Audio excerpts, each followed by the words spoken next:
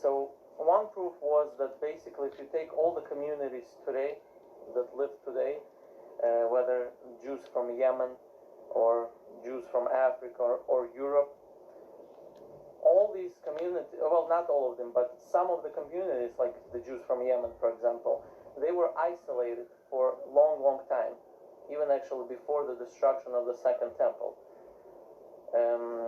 Historically, I think they came to Yemen during the first exile, so which was like 500 something BC, maybe, roughly.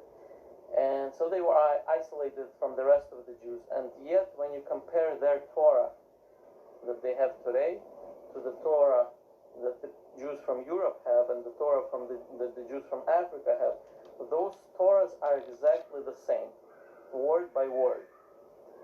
And I think, at least to me personally, maybe it's not for you, but to me, I think this is a good proof that the Torah has not been changed.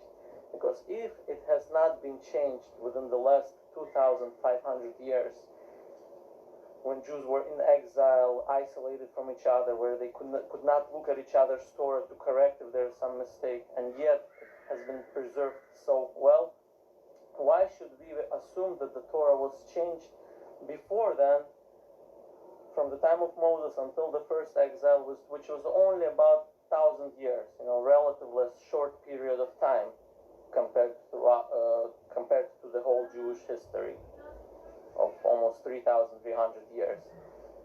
So why would we assume that it would be changed just within that little time? Because in the Torah itself, there's a verse that says, I can find you the verse if you need, that says that you shall not add or subtract anything to the Torah. So I think that in itself is a guarantee, because the Torah itself prohibits anybody from adding or subtracting to the Torah.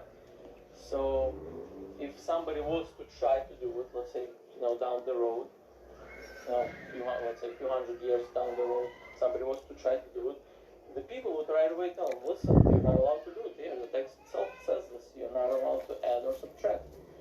And this was, but in reality, after Moses died, we had prophets. I think our prophets were the best guarantee.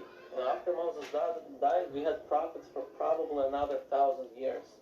The last prophet was, I think, Zachariah, which lived probably around maybe 400 BC.